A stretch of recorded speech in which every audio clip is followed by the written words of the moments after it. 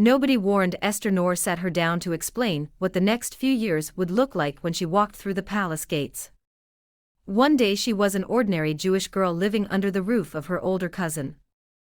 The next, she was Queen of Persia, not because she campaigned for it or because she had a plan, but because God had already decided that she needed to be in a room she could not have gotten into on her own, and He needed someone to help her get there. The man in the story of Esther that God used to help her get on the throne was Mordecai, and what he does for Esther is the quiet architecture behind everything else that happens. Esther 4 verses 13 to 14 NKJV. Do not think in your heart that you will escape in the king's palace any more than all the other Jews. For if you remain completely silent at this time, relief and deliverance will arise for the Jews from another place, but you and your father's house will perish. Yet who knows whether you have come to the kingdom for such a time as this? That last line, who knows whether you have come to the kingdom for such a time as this? Mordecai did not say it to flatter her, he said it because he believed it. He saw what she could not yet see about herself, that her position was not accidental, that her access was not coincidence, and that the God who placed her in that palace had done so with intention. But before that famous moment, Mordecai had already been working on her behalf in ways she did not even know about.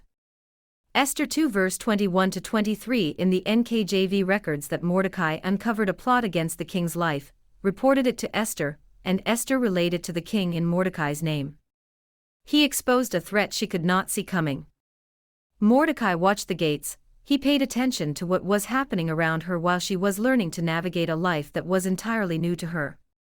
He was the person standing in the gap when she could not stand there herself. That is what a Mordecai does. A Mordecai is not just someone who encourages you, a Mordecai is someone who carries information you need, sees dangers you have not spotted, speaks truth into your identity when you are not sure of it yourself, and intercedes in moments you did not know to pray for. They are placed in your life by God, not by chance.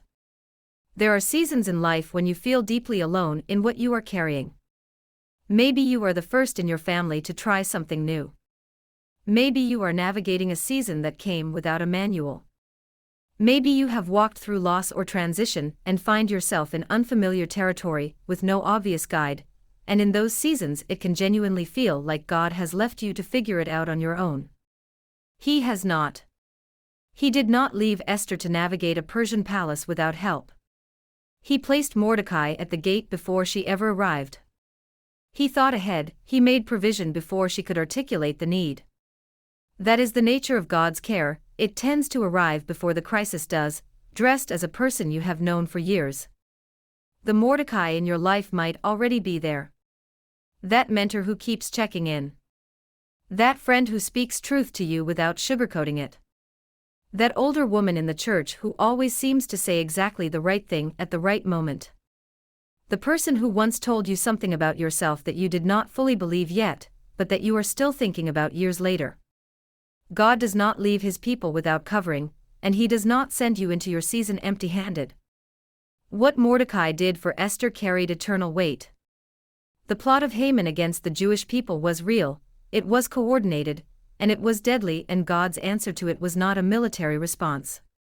His answer was a woman who had been quietly positioned years in advance, guided by a man who believed in her purpose even when she did not fully see it herself. The deliverance of a nation flowed through one relationship. One Mordecai. One Esther. One open door.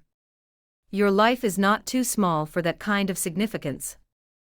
The season you are in right now, however ordinary it feels, may be exactly the preparation for something that will matter more than you currently understand. And the people God places around you in this season are not accidental. Pay attention to them, receive what they carry, and let them speak. God placed someone in your life before knowing you would need them. Esther did go to the king, stepped into that throne room with her life on the line, and what happened next was the unraveling of everything Haman had built.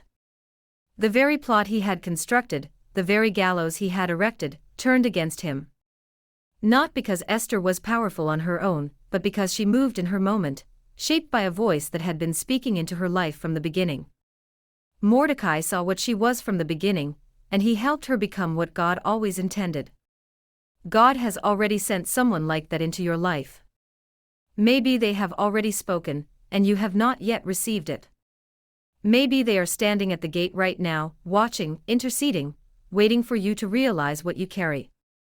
This post is a reminder that you are not alone in your season. Your Mordecai will show up or has already shown up because God does not send you anywhere without preparation. Today's post was titled Your Mordecai Will Show Up. Share it with someone close to you now. God bless you.